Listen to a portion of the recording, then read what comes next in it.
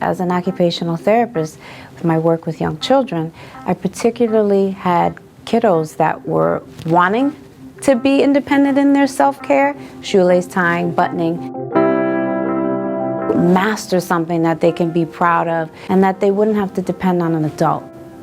So that's kind of what inspired me to go to task and, do research and meddle with different materials and things like that to come up with memory ties. Regular shoelaces, they flop over. And with memory ties, the flop stops with us. And you can pick up where you left off. They're adaptive practice laces that have memory technology that run through the center of them. For memory ties, awareness was the biggest issue. Speaking with both current and prospective customers, we learned that this product is amazing and they really want it in their hands. They just didn't know that it existed in the first place. So helping Charisse and her team come up with a plan of how they can really get this product in front of people was something that we felt we would be able to accomplish well during the time period that we were given. I had some initial maybe reservations of what the outcome was going to be because we had so many problems to tackle. We brought them financial issues, product issues, target market issues, marketing issues. So what we did is we started by calling occupational therapists, physical therapists, hospital workers, anyone in healthcare that works with individuals with fine motor challenges. We leveraged the School of Occupational Therapy here at Seton Hall University to get connected with alumni and students that do this day in and day out. The most interesting part of our research was learning what a gap exists in the occupational therapy field for tools like this. Our target is children because that's kind of my area of focus and expertise. So this is one of our very first prototypes. Okay. But learning through the work the students did at Seton Hall, it definitely can meet the needs of a wider range of people in different age groups and different demographics with different needs.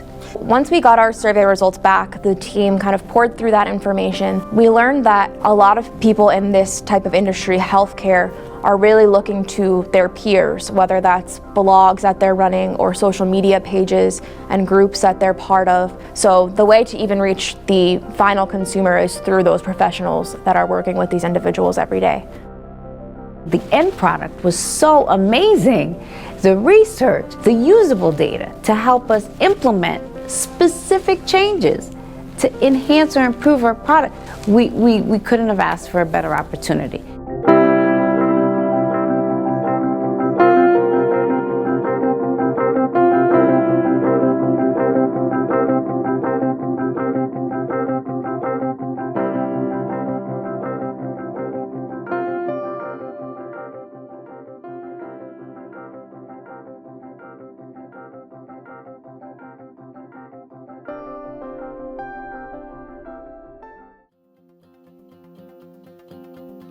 The project started with my husband back in 2010, and sadly he passed in 2014. We were just opening up our third school, and I remember staring at the phone and saying, oh my God, do I have a job now? Like, I don't know. They thought, well, you have this passion of wanting to keep our kids healthy, so maybe that's all we need to continue. So here I am.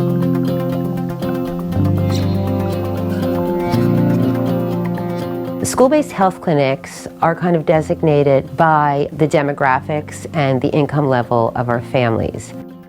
Areas like we have here in Patterson, these are kids that some are homeless, under foster care, living with not even relatives. A lot of grandparents are taking care of children. We're one of the few states that don't have school-based health clinics. There's no legislation around it. There's nothing backing her. There's no real funding for it. There's a lot of red tape around it. So Denise wanted to see how she could expand.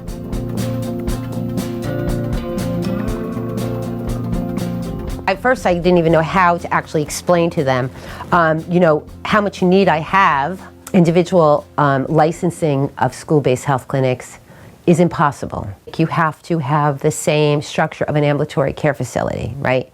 So what school has kitchens in every room, and a bathroom in a room, and a this and a that, and security 24/7, unless you have multi-million-dollar projects. The ideal model of a school-based health clinic is to work with either a hospital or a federally qualified health clinic. So she's looking to partner with maybe a hospital or a pharmacy to really get it going. We pulled her enrollment numbers. We analyzed how much money it could generate if there were more doctors in the school, because you can bill Medicare for these services. You're not in it to make the money, but there is profitability there. We just analyzed all this different type of data because it was a lot. So we revamped her complete slideshow that she would bring to a hospital. I'm having a meeting this week with one of the hospitals. It's moving along in a really good direction right now. I know things are slow because things don't happen overnight, but it's giving me more hope. When you really have a team that's truly vested in your success and wanting to see you because they believe in you, they believe in your product, they truly want to see you grow, it's just, there's nothing really like it. And I missed it when it ended, actually. I didn't want it to end. It was so great.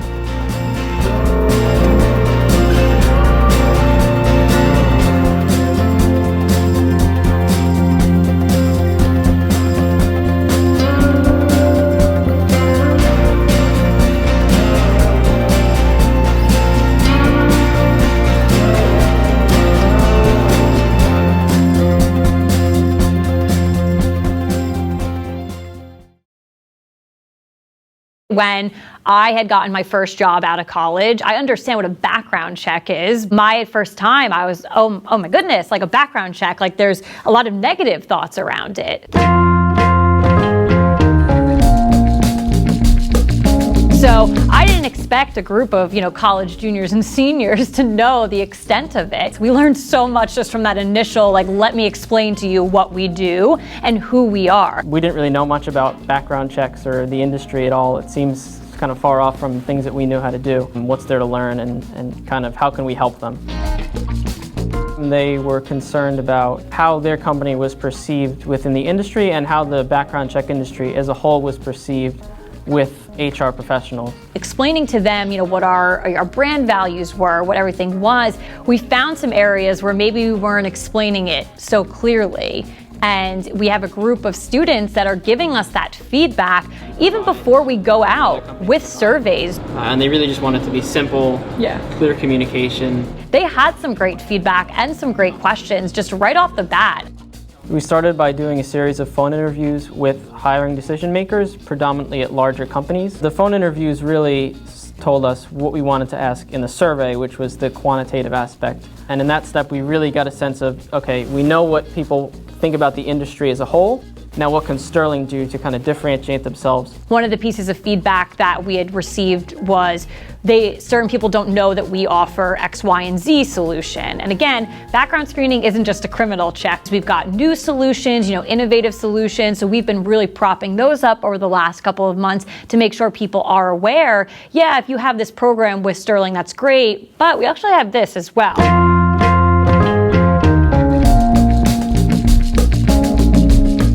So taking the market research class and doing this project really propelled my professional skills. I was able to learn how to communicate well with clients, how to meet deadlines, how to meet the needs of different stakeholders. It was really something that I can hang my hat on and say, I solved this problem for this company. I didn't just learn how to do it, I actually provided solutions. And it's an opportunity that I can't really say I could get anywhere else other than Seton Hall.